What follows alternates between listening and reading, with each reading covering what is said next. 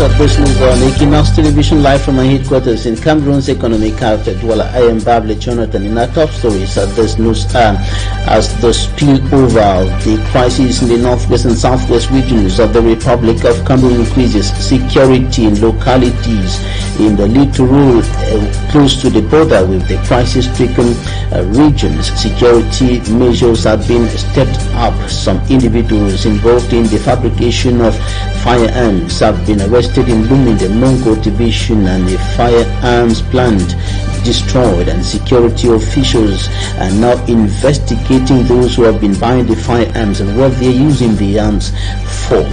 And in news in the nation's political capital, Yaoundé, a campaign against the illegal sale of drugs, and the Ministry of Public Health has gone to war against illegal activities around the sale of drugs. The campaign started in Yaoundé. And in news out of the Republic of Cameroon, after the restoration of relative peace in the jihadist-hit northern province, Mozambique province of Cabo Delgado, some 2,000 or more than 2,500 teachers and no-teaching education staff have started returning home. They had fled the area as a result of insecurity. Stay with us.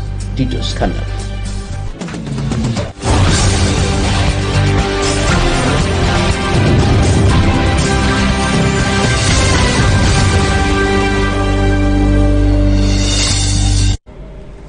Security forces have arrested some individuals in Lum in the Mongo division, littoral region of the Republic of Cameroon, involved in the fabrication of firearms. They were arrested in the locality of Maningwasa, close to the border with crisis-stricken southwest region of the Republic of Cameroon, and this is part of measures to fight the growing insecurity in localities close to the crisis-stricken northwest and southwest regions of the country as a result of the spillover of the close to 6-year-long armed conflicts going on in the Anglophone regions. And now the authorities are also investigating those who have been buying the firearms and what they have been using the arms for.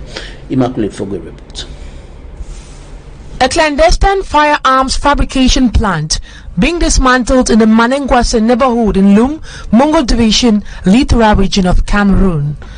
At the time of the discovery, the workshop had the following equipment: 12 gauge ammunition, 2 shotguns, 10 rifle butts, 4 of which contain a trigger, 9 barrels, 3 barrel quads, and some element to fabricate munition and arms. Following this raid, 2 individuals were arrested, one of whom, the main suspect, was running an illegal firearms manufacturing and repair workshop. Questioned about those who purchased the guns, the manufacturer claims they are sold to hunters, but he however denies to disclose their identity. The individual and their sales material were placed at the disposal of the government commissioner at the Douala military. This is a good opportunity to reassure the people of the region that everything is being done to ensure the control of the security situation and to fight against crime in the littoral region.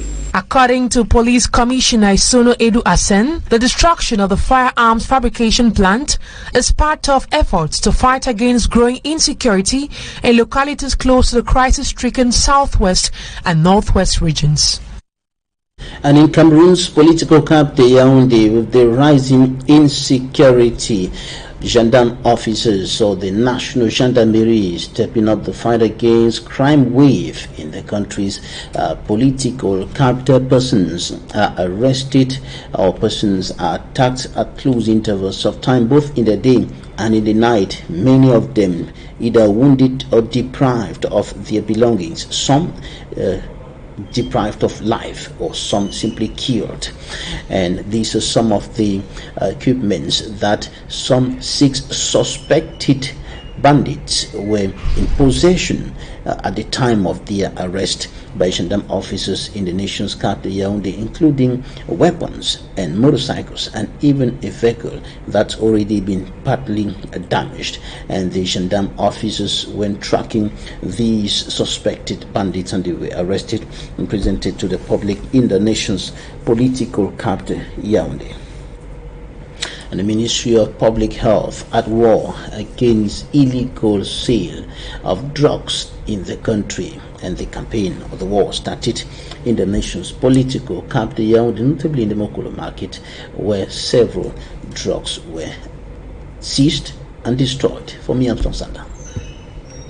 It was an unusual, unexpected, but also a kind of visit that dealers in medication at the Mokolo market in Yaoundé will never forget. Accompanied by security officials of the National Gendarmerie, officials from the Ministry of Public Health brought down every angle of this segment of the Mokolo market, specialized in the sale of medication.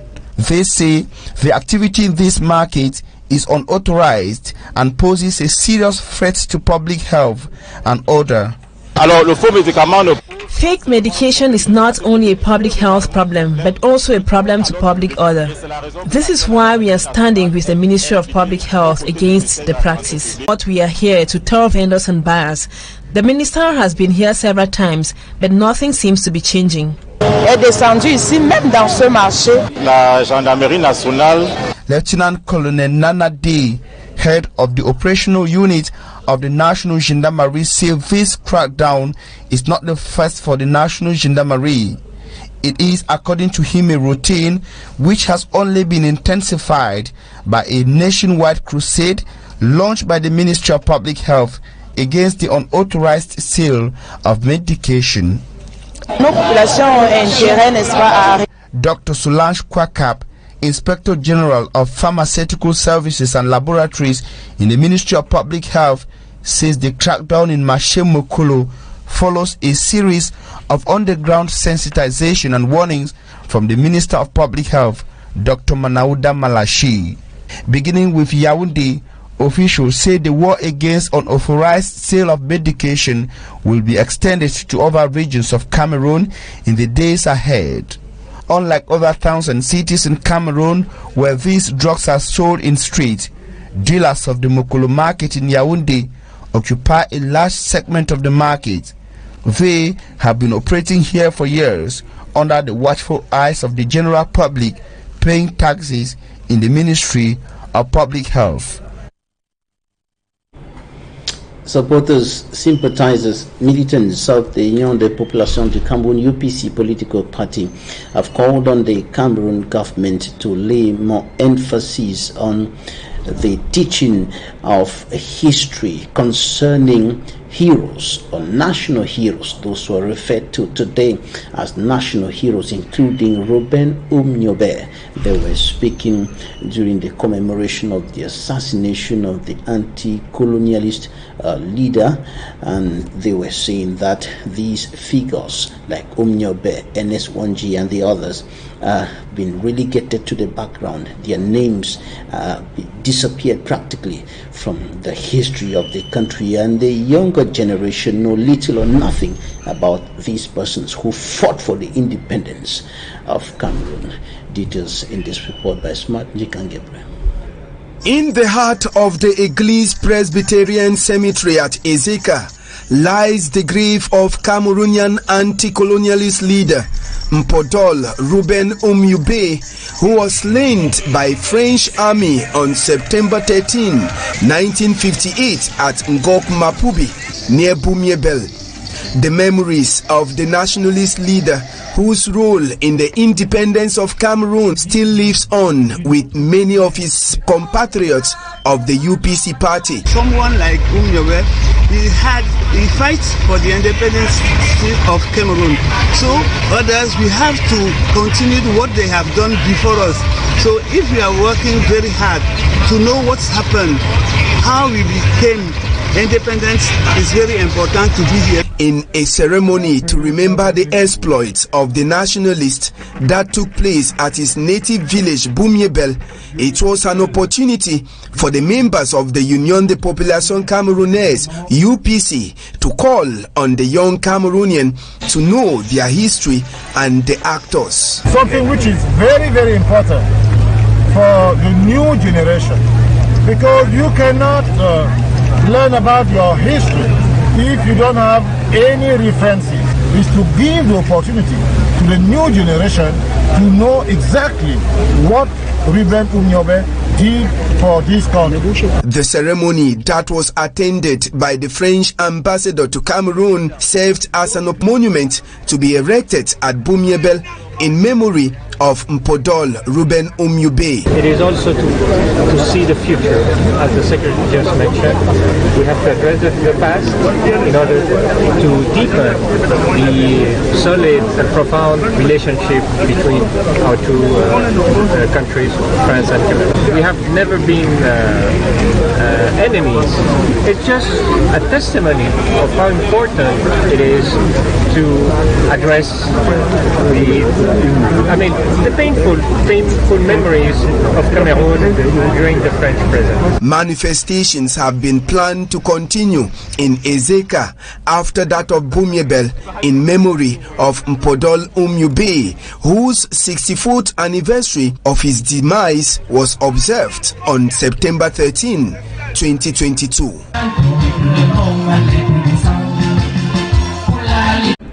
And there have been widespread condemnation from across the board over Bapoli Pot's invitation of the French ambassador to that ceremony in the Senegal Maritime Division littoral region of the Republic of Cameroon on grounds that France has never publicly recognized its role in the assassination of the nationalist leader Ruben Umnyobe, and that France has never apologized for its involvement in that act, in the assassination of Ruben Umnyobe. And the politicians from across the board, civil society leaders, right defenders, nationalists, and other people from across the board, from the other faction of the UPC, are condemning what they qualify as an unholy marriage, an unorthodox marriage between the branch of the UPC led by Bapoli Pot and the government authorities, and of course France and the French authorities. We shall be bringing to you more updates on this in our subsequent news editions. Time for us to go to the southwest region of the Republic of Cameroon to talk about the southwest regional delegation of public contracts, which is saying that the war in the region has slowed down the realization of many projects. And Kati Alfred, however, noted that his delegation is determined in seeing that public contracts realized in the region. Kati Alfred is the regional delegate of the Ministry of Public Contracts for the southwest region of the country. Now, there is Jato Fais in details on Boya. The Southwest Regional Delegation of Public Contracts and its mission. We are actually more engaged to see that the different actors do their different rules. We have to do external control and all of this in terms of award, in terms of the execution, to see that public contracts in the region is actually attained. And how is this delegation of the Southwest strategizing with its mission in a war-torn region? It is not very conducive in so many areas following the situation that we know, the weather conditions too, but it is not in all the areas. I think there are some of these areas that you find work going on normally. Joining the rest of the nation to launch the mutual fund for personnel in the Ministry of Public Contracts, the staff of the regional delegation and other collaborators organized a sport walk around the town of Boya subdivision. The fund has the aim of looking for dimensions, looking for areas in which they can commonly work together so that people who have retired from active service in public contracts can still serve and help to keep themselves active.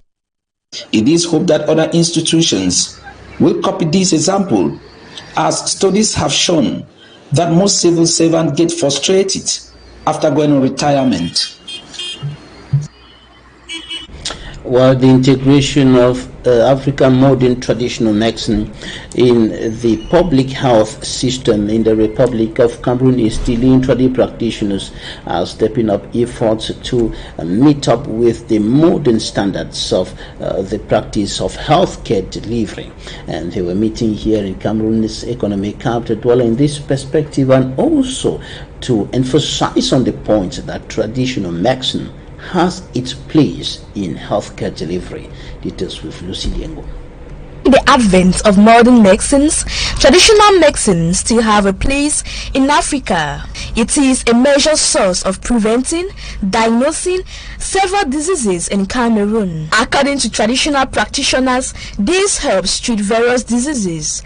In a press conference held in the city of Douala, Dr. Emmanuel Kweta, a gynecologist and traditional practitioner, provided responses to some of the reasons why people still get interested in traditional medicines. Coupled with the fact that in Africa or in Cameroon, most of the time we neglect this aspect, and you see people suffering for months, days, going up to years without solutions, of which when they have maybe contacted a traditional healer or maybe a pastor or a prophet, sometimes they get their problem solved in less than no time. I noticed that the traditional medicine is very, very important, and a situation that you come to a hospital, you don't have a solution, and you will actually need this traditional medicine to act before you can go on with medical medicine. On whether or not traditional medicines should be taken alongside modern medications, traditional practitioners say there are exemptions.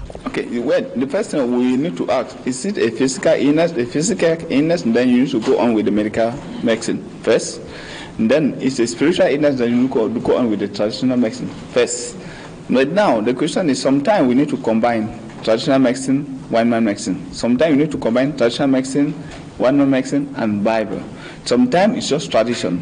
Sometimes you need to combine just the two. Dr. Umar Razak encouraged the population to differentiate between charlatans and traditional practitioners. The conference, which had as aim putting together African medicine and modern medicine as a united strength.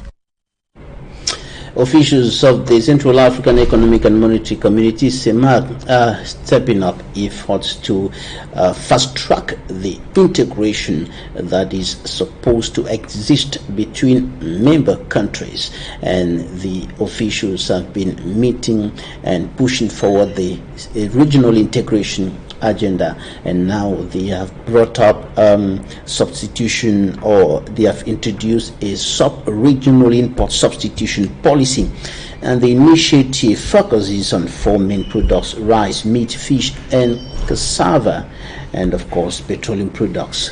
Also, we have details with Fomi Armstrong-Sander. To members of the steering committee of CEMAC, it is not normal for CEMAC member countries to continue to import rice, beef, fish and petroleum products, whereas these products are found all over the CEMAC sub-region. In 2021, for example, the sub-region spent some 2,810 billion francs CFA in the importation of these products, with a trade reserve of 4,886 billion francs CFA within the same period. Within this background, members of CEMAC have introduced a regional import substitution plan. We are looking to what we call mixed funding. Food and agricultural organization, you have this and that program. We do not want again to finance the same thing in 5 different countries. Why don't we have a serious program in one country reinforced in this field? Because Chad and Cameroon, if by the will of God, they are producing, let's say, enough meat for this region. So we are not going to start again the same production in the Central African Republic. But we know, everybody know that fishing with Equatorial Guinea, we have no problem there. Why can't we develop the system? The Permanent Secretary General of CEMAC, Dr. Sirijina Wambo, says the implementation will be done with the support of member states. That is, around 30% will be financed by our national resources. You know, in the budget of each of our country, you have Ministry of Fisheries, Ministry of Agriculture, and so on. They do have budget for research, So we are not going to ask the same money again to foreigners. Adding cassava as the fourth product, members say focus will be on renegotiating conditions to facilitate financial loans for local farmers within member countries. We have to do like in some countries in West Africa now, when you have a good farm, when you have the quality of the farm, and we can expect the production, then the bank can give you money. Experts say they are conscious of the importance of effective free movement and effective integration to the success of this regional import substitution initiative. The commander of the Tigrayan fighters in the war-torn northern Ethiopian region has said the Tigrayan People's Liberation Front (TPLF) has lost control of a town near the region's border with neighboring Eritrea. General Tadesse Warding has told a regional news station that joint Ethiopian and Eritrean troops had taken the town of Shiraro. Neither government has yet commented, and communications blackouts have made it difficult for reporters to independently confirm the report. Shiraro is located some 50 kilometers or 30 miles from the border. General Tadesse also said government forces have taken control of Adi Ake, a town along the border between Tigray and its southern neighbor Amhara that had been under the control of Tigrayan forces for more than a year.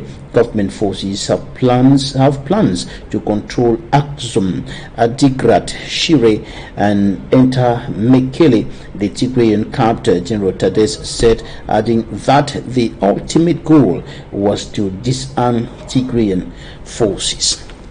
And now in the other news, we're going to take you to the another country, another African country where they have been security challenges for several years now. More than 2,500 teaching and non-teaching education staff who had fled their homes in the jihadist hit northern Mozambique province of Cabo Delgado have returned to their homes due to the restoration of relative peace in the area, and provincial education official Manuel Baca said some schools had reopened in the district of Mocimboa da Praia and Palma Macomia, and of course Quizanga, because of the return of the teachers.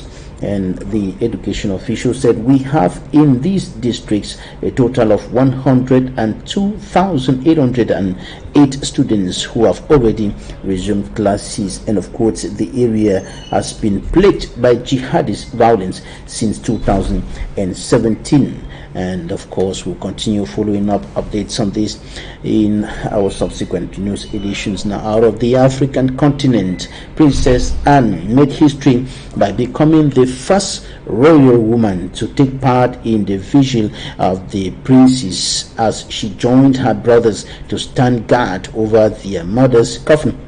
The 72-year-old was dressed in her military uniform for the historic moment at St. Gilles Cathedral in Edinburgh beside her three brothers, King Charles III, Prince Andrew, and Prince Edward. Queen Elizabeth II's coffin was processed through central London on Wednesday, that is today from Buckingham Palace to Westminster Hall, where the late monarch will lie in state for 4 days until her funeral on Monday. Members of the public will be able to visit the Queen's coffin at Westminster Hall to pay their respects. Crowds had already gathered early today morning to view the procession, and a line had begun to form of people waiting to file past the Queen's coffin. The doors of the ancient hall on the bank of River Thames were to open to the public from 5 p.m. local time. And that's it for this edition of the 6 p.m. newscast on Equinoxe Television. Coming up next, live from Cameroon's political capital, Yaoundé, Equinoxe. We've said hello to. Do stay with us if you can.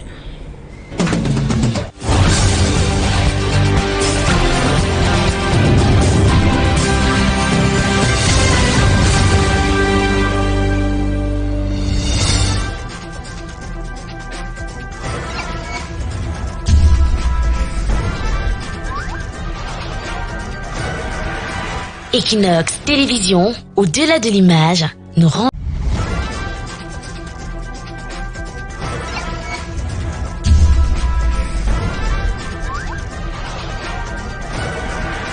Equinoxe Télévision, au-delà de l'image, nous rendons compte. De lundi à vendredi sur Equinoxe Télévision. Comment vous expliquez ce qui arrive au Cameroun au regard de son potentiel? Un pays qui a des problèmes énergétiques compromet ses chances vers l'émergence. Vous avez suivi les panélistes, on se plaint, rien n'a véritablement changé. C'est comme si on n'avait même jamais mis sur pied tous ces projets. De quoi que ce que nous disons